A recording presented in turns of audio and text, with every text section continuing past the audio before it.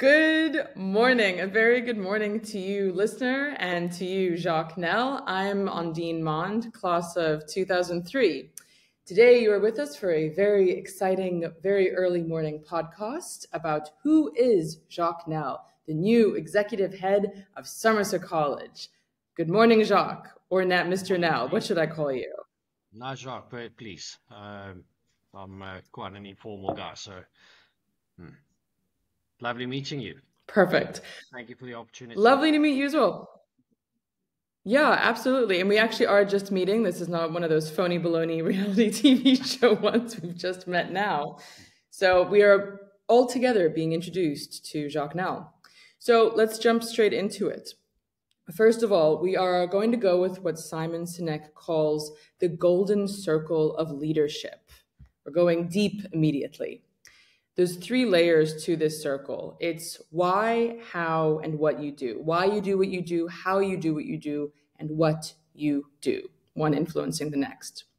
We are going to start outwards and work our way in. So, starting with the what. What do you do? What is your role as executive head? Thanks, Ondine. So by and large, the role is to take responsibility for the entire campus and all the operations within. Also responsible for the strategic vision of the school, obviously in partnership with a team of people. But the ultimate responsibility lies with the executive head. So obviously in terms of administration, finances, academic matters, co-curricular matters, facilities, and then, as I mentioned, the strategic objectives. We actually quite recently had a strategic planning session for the next 5 years. So that in short is pretty much what you're responsible for.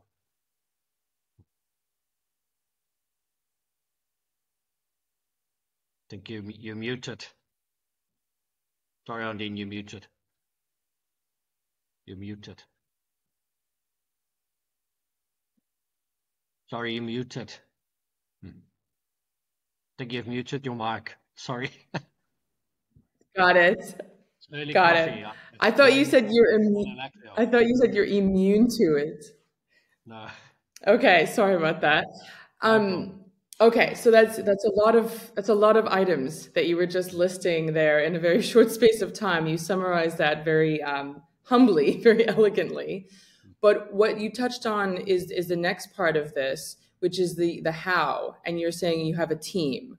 So, how is it that you're able to do what you do? In part, that is obviously from a very trusting team that you have. Yeah, so I mean, the success, I think, of any organization is the strength of the team and the members. Obviously, there are several layers to that in any organization, and at some calls, it's not any different. So, I mean, my immediate team would be the school's executive committee, which comprises the business manager, Hein Mathieu, Craig Verhulsten as head of prep school. The three of us form the exco of the team. We report directly to the board of governors, who are extremely supportive. It's really a group of incredible individuals with a love and a passion for the school. And so we, by and large, I suppose, form a certain layer. And then, in the senior school, I have different deputies, directors, heads of department, and then teachers, facility staff. So, I mean, each puzzle piece is so essential to the success of the story. Obviously, there's a delegation of authority process. People take responsibility for their different departments. This is not a one-man show by any stretch of the imagination. And obviously, So you do not wield absolute power. No, no, no. So, I mean, joining the school in January has been such a blessing. The school's blessed with incredible individuals, talented, passionate, committed. And one can see why Somerset College is the school of choice. And yes, so I mean, I suppose you're just one of the cogs in the wheel, and it's important just to see how one can best apply these different resources.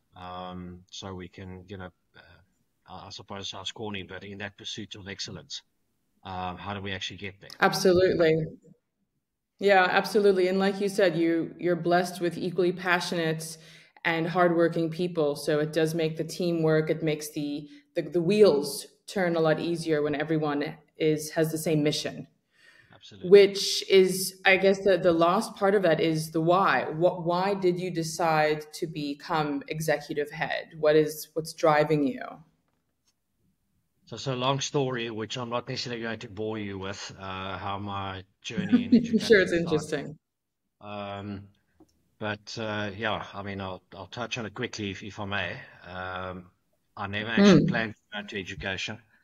I was going to pursue a career in engineering, but I'm color challenged. So in my matric year, I had to sign up for a holiday job in the school holiday, and I did a color blindness test, and that was the end of that dream.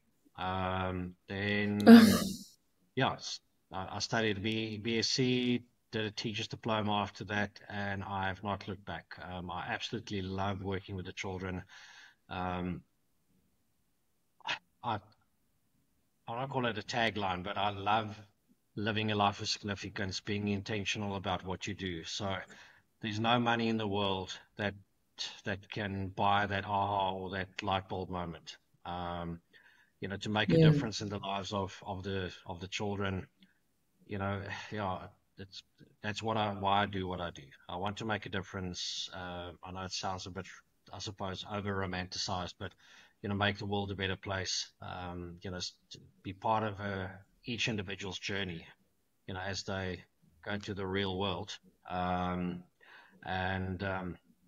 yes, I mean, I had a stint for a couple of months last year where you know uh, I was in a corporate company. I loved it, and I learned so much. Um, but I was slightly divorced from the children.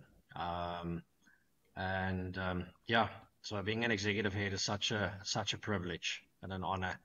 Um, you know, you're actually so blessed with so many different coats that you have to wear.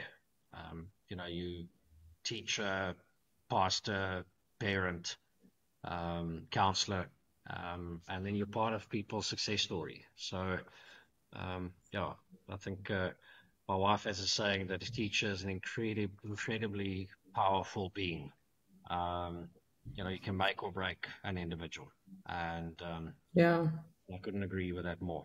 And I so, yeah, mean, you can for still make a remember difference. your teachers from primary school, or even way back then. We all have memories from primary school, just one-liners that the teachers have said to us. They affect you, they mold you. They really Yes. do, for better or No, worse. no, no. I mean, you remember the ones who are at the top end, and you remember the ones at the bottom end. And so Yeah, as I'm saying, it can be a blessing and a curse at the same time. The impact and the difference that you can make. The difference you make exactly. can be totally negative and disappointing as well. Um, and yeah, so obviously I try and make a positive difference in every single day. And hopefully people can, taste to that. Yeah, absolutely. I mean, this would be the moment that we cut to parents' reactions and they say, "Yes, Jacques Nel, since he's been." So we'll find those and we'll do a podcast just for you to say reactions to Jacques Nel, Or all maybe not. positive. Or we'll keep those private and we'll just say there's areas to tweak. No, I'm sure, but that actually perfectly leads on to the next question, which is about the parents. How do the parents see the decisions that you and your team have taken, the initiatives that you and your team have made? Where would they see those in real time? Yeah, I mean, obviously being a newcomer, people always, trust is earned. People don't just trust off the bat, and I think that's really important to acknowledge. So my goal, especially the first couple of months, has really been to develop relationships, and to build connections, and for people just to get a sense of who you are, um, what you're about, where your heart is at, and just that why. You actually do have a love Mm. for education and for making a difference. But I mean, yeah, I think it's natural for some people to be, very supportive of decisions, and naturally there'll be people who will question them. And I think it's just to navigate those situations through proper communication or a decent cup of coffee. Then where one can discuss that. Um, but the supports, I think in general has been very positive and encouraging, and I'm really grateful for that. The school community's really opened their arms for our family, since day one, and I'm eternally grateful for that. It's never easy to start new at a place. Excuse me, and but Hmm. yeah, they've been extremely warm and embracing and friendly, and accepting, which has really made it so much easier. That's lovely. That's such a lovely thing to sentiment, because that trickles down, that's top down. And I mean, this is your interview, but I would say that is part of the Somerset College credo uh, is welcoming and learning from others. That inclusivity is what the school is always striving for. So would you say that's one of the reasons that you chose Somerset College? And obviously, they wanted you, you wanted them. It was a nice conversation. We'll talk to them about why they chose you. But why would you say you chose Somerset College? So I was at a true story. I was at a leadership conference, I would say probably 2002, 2003, in Knysna. And there was a gentleman by the name of David Wynn, who was part of the The best principal ever. The best. promise you. So he was one of the delegates and the presenters. And the passion that he spoke about Somerset College, and how he referred to the community and just the blessing, that the school is to the community, and what a privilege it is to be here. Um, I mean, that day a seed was planted. And I must be brutally honest. I mean, when I saw the advert, I was like, I just jumped at it, applied. I thought, you know what, it must be such a special place. I mean, apart from the scenery and the location, I mean, it's absolutely beautiful. I think it's probably the most beautiful campus in the country. And I think you Definitely. actually have to pinch yourself when you're driving here. And but yeah, it's the people that make the place special. So that's why I applied. David Yeah. Wynn. Mr. Win, well done. You found another win. So that wasn't meant to be a pun, but That it was good. is. It was a good one. So, God. So we're getting into more light things now. We started out intense, so now you're done with that. You can loosen the scarf or the tie. That's why it's So cold. So, the next question, it's a, it's this is winter season, by Mr. or Mrs. Listener. This is winter season, so it's dark where Jacques is right now. So he's gotten up very bright and early just to entertain you. So I hope you appreciate this. Cold and dark. So, okay, about Somerset College. Do you have a favorite Somerset College initiative, like Esteem or the Trek or the Tuck Shop Toasties? Maybe not so much of an initiative, but worth noting, the Tuck Shop Toasties. Do you have a favorite initiative? I must say the tuck shop toasties are to die for. They're yummy. Um, so I mean, I haven't experienced Trek yet. Obviously that's coming up for in a couple of months' time. I'm really looking forward to that. Just experience it. I mean, I've obviously have engaged with a lot of people, about it, read up on it. I mean, there are other schools that have, copied the entire journey and the program, and so I'm really looking forward to that.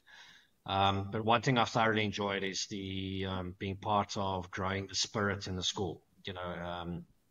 Um, I, I'll say I'm a big rah-rah guy, but I have one or two rah-rah songs in my repertoire, and yeah, so I've shared that with the students, and just yeah, I've thoroughly enjoyed just seeing how they took to it. And yeah, we make our presence known at different derbies and matches. So I've really enjoyed that. And yeah, I think the other thing is the school definitely has a passion, or an intentional strategy to make a difference in the community. And I think maybe just to look on a really serious note, I think for me that's really, really wonderful. The school is really, in a blessed environment, and the difference that the school makes, in different communities is really something special and noteworthy. So, um, yeah, for me, that's something that really is close to my heart. And yeah, we've got some really exciting plans to expand that even further. Wonderful. That's a wonderful initiative. You're right. We are blessed, and again, there's that inclusivity there. It's trying to share those blessings, share our knowledge, share what we can with others. So it's wonderful that you and the team are looking to expand that impact even further. And I look forward to speaking with you in a year and seeing how that's going. That's wonderful. Yeah. So we are soon to be wrapping up. So as we do, we have to ask the very well, what was once trendy in 2018, a day in the life of. So what does I've watched a million of those videos. I don't know if you have. What does a day in the life of your no? Yes, what does a day in your life look like? Sure. Okay. So I I'm get sure up it's varied. very, very early. So I'm at the office just after 6 in the morning. So Mm, yeah, between 10 past 6 and quarter past 6 every day. And you actually get tons done before 7, believe it or not. And I believe it. yeah, so Because then no one obviously, else in Somerset West is awake or is at their office at that stage, but you. Sorry, yeah, continue. myself and the So two early. owls outside the building. So we have two resident owls, and so they keep an eye on me, keep me in check. Um, but Nice.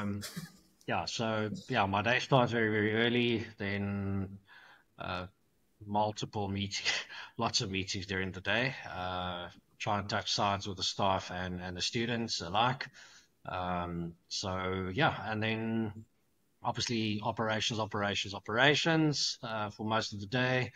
Then if time allows in the afternoon, obviously get out and watch some sports matches. Most of the senior school sports matches on Friday afternoons and Saturdays, which actually helps. So obviously I really try and attend as many of the matches as I can.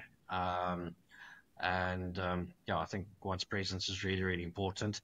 And on Monday morning when you're back at school, you can actually say to somebody a great goal, or just what a save, or what a try, what a shot. And it really changes the relationships, and it intensifies it. But yeah, I think on average, then I would probably leave campus at 5:30 in the afternoon, and then I go home and spend time with my family. Catch up on the day's admin because of the emails, because of the meetings. Um, Meetings.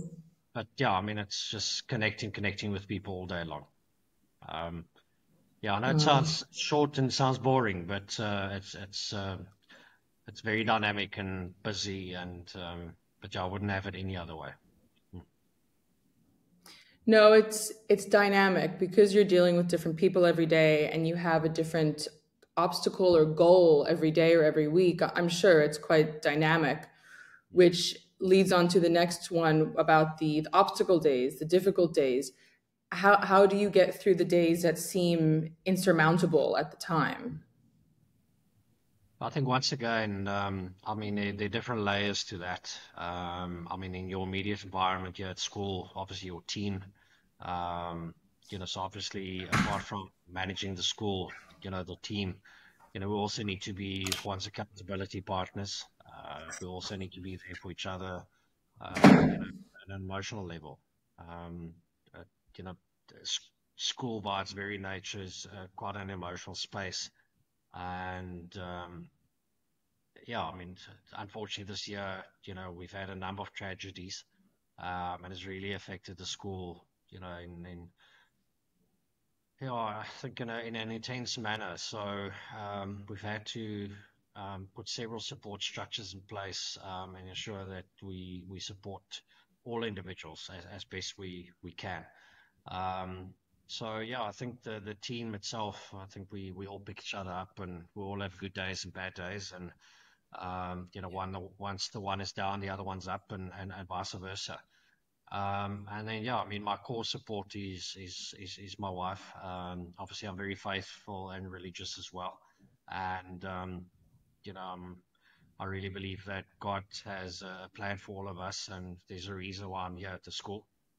And yeah, so I pray about challenges a lot, and yeah, so prayer, my wife, my team at school, yes, so multi-layered. Mm. Yeah. You have a great support system, and I think it sounds like what you're doing is you are adding to the already developed support system at Somerset College. So when there are those tragic, again, seemingly insurmountable days that happen, that Somerset College has seen a couple of this year, as you've said, then you have that support system in place. And you can also add to it, like you said, by getting in new people and just extending that. So Yes. yeah, I think that is the way. We have to be able to lean on each other, and that's what you and the team seem to be doing, is not handling it alone, but bringing it to the light, addressing it, and trying to see who can support where, as you said, because we handle things differently. So yeah, that's great. It's Right. about people. It really is. Yeah. Mm. Yeah. Okay, so now advice. We have two more questions left. So advice. I'm going to give you now. So, what if you could speak to your younger self? What would you say? What would your advice be for your younger self? So yeah, I think I would enjoy life a little bit more, take more risks. I'm Yeah, I'm better now, but I was very conservative. My wife would call me a real typical nerd. And Square. but yeah, I suppose there was a purpose, to that as well. But I think yeah, I would have probably taken more risks, calculated risks, you know. Um, but yeah, just ventured into the unknown a little bit more, I think. I like that. Yeah, calculated risks is it's the only way. I told my uncle a long time ago that I had these plans to just suddenly move to another country. And I said, it's a risk. And he's like, well, it's a risk, but as long as it's a bit calculated, it's fine. And I remember sitting there thinking, I don't think I've calculated anything. I think this is just so. I still did it and it kind of worked out. Although But you've yes, done I, it I, well. I like that. It's consider at least a couple different things that might go wrong, and do you have life insurance kind of Yeah, yeah. thing. Hmm. So, and then, okay, you actually said what time you get up, but just out of curiosity, what time do you go to sleep if you're at work at 6 o'clock? I try to go to bed about 10:30, 11-ish, but sleep, Okay. unfortunately, is not my friend. So yeah, I don't sleep very well. So, but that's okay. You know, Yeah, the those that's quiet okay. quiet moments in the middle of the morning when everyone else is asleep, you actually get a lot of thinking done. No, absolutely. Absolutely. It sets you up for the day. All right. And then our final question out of left field is if you remember, what was the matric dance theme at your high school? Oh my word. Um, sure. I actually cannot remember. So I must be honest, I couldn't wait to get home because I had a massive cricket match the next day. So I think oh, this is such a massive confession. But anyway, so went to the dance, had one or two dances, had my meal, and then I said to my date, "Sorry, I have to go home. I'm playing cricket the Okay. next day." And I was a bowler. The third ball that I bowled, I twisted my ankle, and I was out for a couple of weeks after that. So I should have stayed. I should have stayed. Um, but anyway, I can't remember. Yeah, you had your I remember priorities. what I wore, but I can't remember what the theme was. What did you wear? Please tell me it was something multicolored, like a pink or purple tux. No, of course. I mean, how do you know me? No, I had a grey Yeah, exactly. suit. Um, but yeah, it was quite boring. Because remember, there was now in 94, right? So it was a long time ago. Hmm. 94 Yeah. years. But you had different priorities. You were there, you weren't really there in your mind. You were there, thinking about, 9 hours of sleep left until the cricket game kind of thing. So it's Exactly. understandable. Mm, mm. Well, I hope that the ones that at Somerset College, while for the long time that you're there, I hope that you have can create some more memories as a chaperone while you're No, there. no, well, I'm sure I will. Thank you. Mm. Yeah. So we are wrapping up. Listener, thank you very much for listening with one ear, both ears, how, whatever. Thank you very much for listening. Uh, Jacques, do you have any final words that you'd like to share with everybody? No, Ondine, I think just thank you for the opportunity. It's I'm not an interview type of person, but I really thoroughly enjoyed it. It's been a real blessing to be at the school. Yeah, and I think maybe just we should never lose sight of how important people are and our families, and the difference we make in our daily connections. We are blessed and privileged, and we should never stop making a significant intentional difference wherever we go. Hmm. I like that. A significant intentional difference. It's absolutely wonderful. Well, then we leave you on that note. Now you know who, what, and why Jacques Nel is. And I hope that you've gleaned some insights not only about him, but about your own life from that. And maybe, looking at your priorities. Because yes, people make everything happen. It's why we do what we do, and it's how we can do what we do. So, Jacques Nel, thank you so very much for giving us your time, and have a great long morning. You're just getting started for the day. Thank you, Ondine. Much appreciated, and have a lovely day. Enjoy your coffee. Thank you so much. Thank Okay. you. Cheers. Okay. Cheers. Bye. Bye bye.